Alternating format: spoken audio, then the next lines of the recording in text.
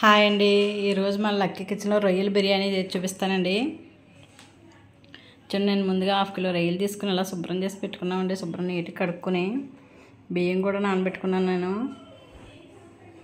Stove పైన cooker పెట్టి oil వేస్తున్నానండి. కొంచెం 1 స్పూన్ నెయ్యి కూడా వేసుకోవాలండి. ఇందులోనే బిర్యానీ దినుసులు ముందుగా ఆకు వేయాలండి. సన్న కట్ చేసుకున్న ఒక ఉల్లిపాయ, ఈ ఉల్లిగడ్డ కొంచెం బ్రౌన్ కలర్ వచ్చే వరకు వేయించుకోవాలండి.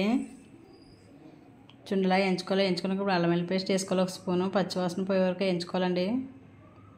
నేను ముందుగా ఏం మ్యాగ్నెట్ కట్ చేయలేదు. రొయ్యలు ఇలా పచ్చి వేసుకుంటున్నాను. ఇప్పుడు ఇందులో వేసుకుంటానండి అన్నీ. ఒకసారి కొద్దిగా ఇలా వేయించుకొని ఇందులో కొద్దిగా పసుపు,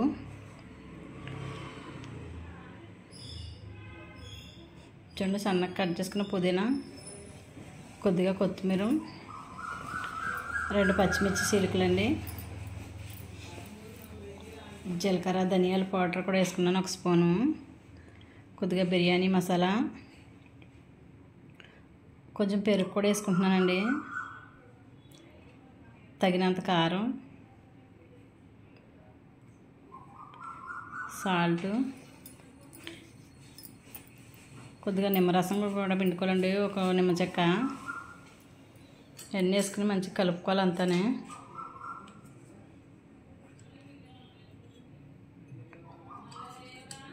చూడండి అంత ఇలా కలుపుకున్నాం కదా, కొంచెంసేపు మూత పెట్టుకోవాలి. మధ్యలో మూత తీసి కలుపుకుంటూ ఉండాలండి. చూడండి ఇలా నూనె పైకి తేలేంత వరకు ఉడకాలి. ఇలా ఉడికితే ఇందులో నీళ్ళు రాకుండా ఉంటాయండి. అప్పుడు మనం ఇదే గ్లాస్తో నేను బియ్యం తీసుకున్నాను 1 గ్లాసు, అందుకే దాంతో 1 గ్లాసున్నర వాటర్ పోస్తున్నాను. బిర్యానీ బియ్యమే తీసుకున్నానండి. రొయ్యల్లో ఇంక వాటర్ ఏం రాదు. ముందు మనం ఏం చేసుకున్నాం కదా దగ్గరికి. సాల్ట్ సరిపోయిందో లేదో చూసుకుంటున్నానండి. సరిపోలేదు, కొద్దిగా వేసుకోవాలి. సాల్ట్ వేస్తున్నానండి ఇప్పుడు నేను. చూడండి నీళ్ళు కొంచెం మరగాలండి. మూత పెడతాను మళ్ళీని. చూడండి నీళ్ళు ఇలా మరుగుతున్నాయి కదా, మనం ముందుగా కడిగి పెట్టుకున్న బియ్యం వేసుకోవాలండి. ఇప్పుడు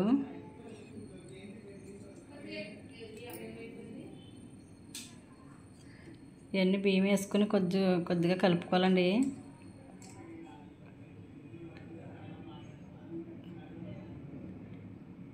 కలిపి ఇప్పుడు మూత పెట్టి ఇలాగా స్టవ్ ఐలోనే ఉంచుకోవచ్చండి. ఐలో ఉంచుకొని మూత పెట్టేసుకోవాలి. ఒక 5 నిమిషాల తర్వాత మూత తీసి చూడాలండి. ఇలా వచ్చింది కదా, మరొకసారి కలుపుకోవాలి. గట్టిగా కలుపుకూడదు, ఎందుకంటే మెతుకు ఇరిగిపోయినట్టు అయిపోద్దండి. బిర్యానీ బియ్యం కదా. ఇప్పుడు మూత పెట్టి స్టవ్ సిమ్లో పెట్టేసుకున్నానండి. చూడండి 1 స్పూన్ నెయ్యి వేసుకోవాలి. తర్వాత కొంచెం పుదీనా, కొంచెం కొత్తిమీర కూడా వేసుకున్నానండి. మూత పెట్టి పైన కొంచెం బరువు పెడుతున్నానండి. స్టవ్ అయితే అలా సిమ్లోనే ఉంచుకున్నాను. అలా ఒక 5 నిమిషాలు ఉంచుకుంటే మనకి బిర్యానీ రెడీ అయిపోద్దండి. ఇప్పుడు స్టవ్ ఆపేసుకుంటున్నాను. తర్వాత ఒక 10 నిమిషాలు కూడా అలా ఉంచాలండి. అలా ఉంచితేనే రైస్ పొడి పొడిగా వస్తుంది మంచిగాని. నేను కుక్కర్ మూత ఎట్టలేదండి, ఎందుకంటే బియ్యం బాగా నానిపోయినాయని కుక్కర్ మూత ఎట్టలేదు. తొందరగానే ఉడికిపోద్ది కదా, ఇలా ప్లేట్తో ఉంచేసానండి. చూడండి మనం ఇలా ప్లేట్ మూత వేసిన మళ్ళీ మంచిగా పొడి పొడిగా వచ్చిందండి రొయ్యల బిర్యానీ. చూడండి రైతాతో తింటే చాలా బాగుంటుంది. ఇది ఇలాగా రొయ్యల బిర్యానీ రెడీ అయిపోయిందండి. నచ్చితే మీరు కూడా అలా చేసుకోండి. మా లక్కీ కిచెన్కి సపోర్ట్